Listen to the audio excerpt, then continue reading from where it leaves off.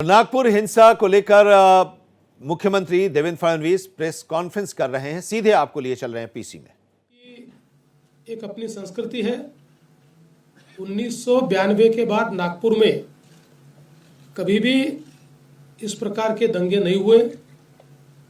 कभी छोटी मोटी घटना हुई होगी, लेकिन इस प्रकार से आगजनी करना, लोगों के गाड़ियों को तोड़ देना, पत्थरबाजी करना, ये किसी भी हालत में सहन नहीं किया जाएगा और इस पर कड़ी से कड़ी कार्रवाई ये हमने शुरू कर दी है और ये जारी ही रहेगी जब तक हम लोग ये जो दंगे हैं इनको सबक नहीं सिखा देते। विशेष रूप से जिन्होंने पुलिस पर हमला किया है उनको तो निश्चित रूप से अपनी करतूत का भुगतान करना ही पड़ेगा।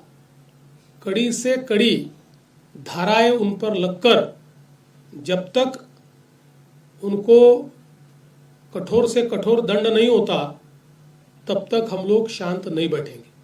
सर, क्या इसमें विदेशी शक्तियों का भी जिक्र किया जा रहा है कि बांग्लादेश कनेक्शन जोड़ा जा रहा है, मालेगांव कनेक्शन जोड़ा जा रहा है, और क्या इसकी जांच नागपुर पुलिस के साथ साथ एनआईए भी कर रही है? क्या सर याला थोडं टेरर अँगल काय आहे का सर याच्यात?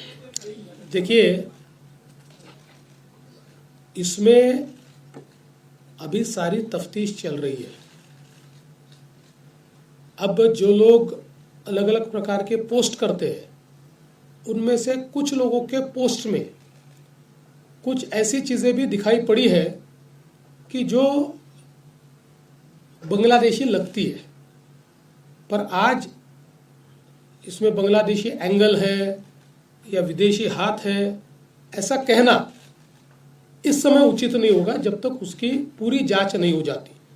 इसलिए मुझे लगता है कि अभी जहाँ तक मालेगांव का सवाल है तो वो तो दिख ही रहा है, क्योंकि जो पार्टियां मालेगांव की इनको मदद कर रही है, इन्होंने वहां पर जो ऑफिस खोला है, जो आरोपी है, तो वो कनेक्शन तो बिल्कुल दिखाई पड़ रहा है।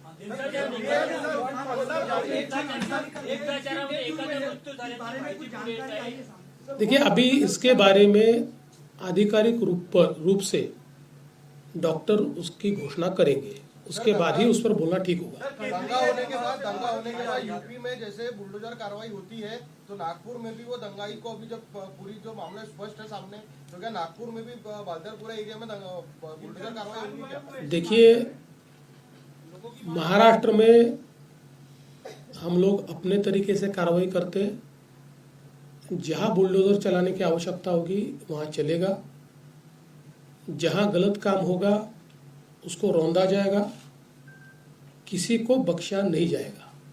दो दिन पहले कर्फ्यू में शिथिलता लाई गई। सर के बाइट में कहा गया है, सीपी सर ने, कि 80 लोगों में से 11 लोग, और आपने भी बताया कि विधि संघर्ष बच्चे हैं। तो ये फिलिस्तीनी पैटर्न है। तो हमारा एक लॉ है कि अगर 18 साल से कम बच्चा जो है वो गाड़ी चलाता है, कुछ एक्सीडेंट होता है या पकड़ा जाता है तो माँ बाप को मतलब उसकी सजा होती है। तो ऐसे में नहीं लगता अगर ये आगे रोकने के लिए ऐसा कुछ कानून बनना चाहिए?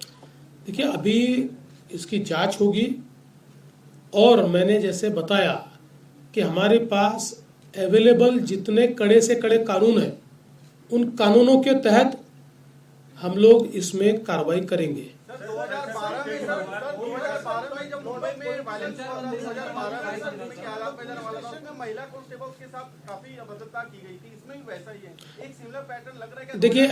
देखिए, महिला कांस्टेबल के साथ अभद्र व्यवहार हुआ, मैंने सीपी साहब को ये पूछा है, ऐसी परिस्थिति नहीं है। हाँ, महिला कांस्टेबल पर पत्थर फेंके गए, उनको आहत करने का प्रयास हुआ है, लेकिन जिस प्रकार से मीडिया में बातें चली है, मैंने उसके बारे में पुलिस कमिश्नर से जानकारी ली और पुलिस कमिश्नर ने स्वयं उसकी जांच की है और उनका कहना यह है उस प्रकार का अभद्र व्यवहार नहीं हुआ है। हाँ, जरूर, और ये भी गलत ही है कि महिला कांस्टेबल को घेर कर उनके ऊपर पत्थर फेंकना, तो उसके ऊपर वैसी कार्रवाई होगी। पूरा मामला सर, एक प्रश्न असा आहे, ज्या पद्धतीने नागपूरमध्ये आता नॉर्मलाइज झालं पाहिजे, कर्फ्यू जो आहे तो काही पोलीस स्टेशन मध्ये आहे 2 तासाचं रिलॅक्सेशन दिलं होतं ते पण मागे घेण्यात आलं. हे किती दिवसात हळूहळू टप्प्याटप्प्याने मला असं वाटतं की आजपासनं टप्प्याटप्प्याने हे पूर्ण काढून टाकणार. पूर्ण काढणार. पूर्ण काढणार. या घटनेच्या माध्यमातून मला अडचणीत आणण्याचा प्रयत्न केला गेला अशी चर्चा आहे. मला असं वाटतं की असं म्हणणं हा मूर्खपणा आहे. काही लोक अशा घटनांमध्ये राजकारण शोधतात आणि अशा प्रकारचं वक्तव्य करतात.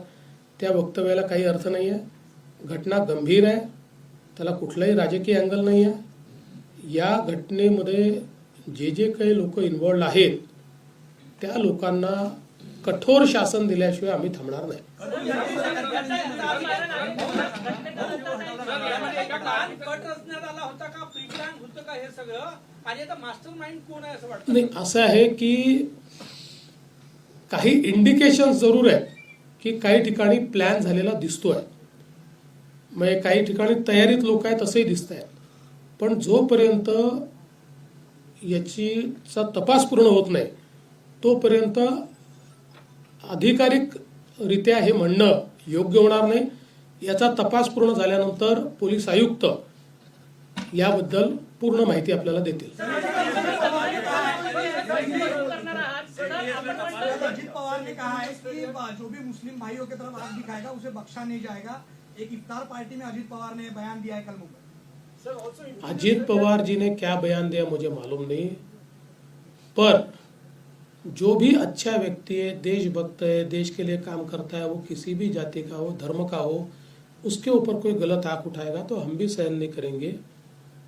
लेकिन जो समाज को तोड़ने का काम करेगा, जो समाज में हिंसा करने का काम करेगा, उसको छोड़ेंगे भी नहीं. काँग्रेसची समिती आली होती, त्यांनी दाऊद दिलं नसल्यामुळे त्यांनी निषेध व्यक्त केला. त्यांनी म्हटलं की पोलीस दबाव नसल्यामुळे त्यांनी परवानगी दिली नाही. गाड्या फोडताना दिसल्या पोलिसांच्या व्हिडिओमध्ये की पोलिस गाड्या फोडते. आपण म्हटलं की दंगाईकडून पैसे वसूल करणार आहात, तर जे पोलिसांनी जे गाड्या फोडल्या त्याला काय व्हेरीफाय करून असं आहे की शेवटी जेव्हा अशा प्रकारची धावपळ असते त्यावेळेस पोलीसही दंडा घेऊन मागे पळत असतात. एखादा दंडा कुठे मारतात. याचा अर्थ पोलिसांनी गाड्या तोडल्या वगैरे असं म्हणणं योग्य होणार नाही. मला असं वाटतं की किमान या बाबतीत तरी विनाकारण पोलिसांना टार्गेट करणं अतिशय चुकीचं होईल. पोलिसांनी नीट काम याच्यामध्ये केलंय, पोलिसांनी मार खाल्लेला आहे, त्यामुळे पोलिसांची बाजू आपण घेतली पाहिजे. काँग्रेसची समिती आली आज, ते राजकारण करता या मुद्द्यावर असं वाटतंय का? काँग्रेसची समिती किती गंभीर आहे याचं एकच उदाहरण मी देतो की ज्याच्यावर अकोला दंग्याचा आरोप आहे त्या दंग्याचा आरोपी हा त्यांच्या समितीचा सदस्य आहे. म्हणजे आता दंगेखोर हे दंग्याची चौकशी करण्याकरता जर येणार असतील तर ही समिती म्हणजे अक्षरशः लांगुल चालन आहे, पाय चाटणे आहे. मुख्य आरोपी जो आहे त्याचं मालेगावशी कनेक्शन आहे असं म्हटलं जात आहे. काय माहिती आहे? मी सांगितलं मगाशी त्याच्यावर. बघा असं आहे की याच्यातला वेळ इतका कमी आहे ही घटना आणि त्याच्यानंतर झालेला की त्याच्यामुळे खूप इंटेलिजन्स आपल्याला मिळवायला वेळ होता आणि प्रिपेअर करायला वेळ होता असं परिस्थिती काही दिसत नाही. हा असं म्हणू शकतो आपण की अधिक चांगला इंटेलिजन्स मिळवता आला असता.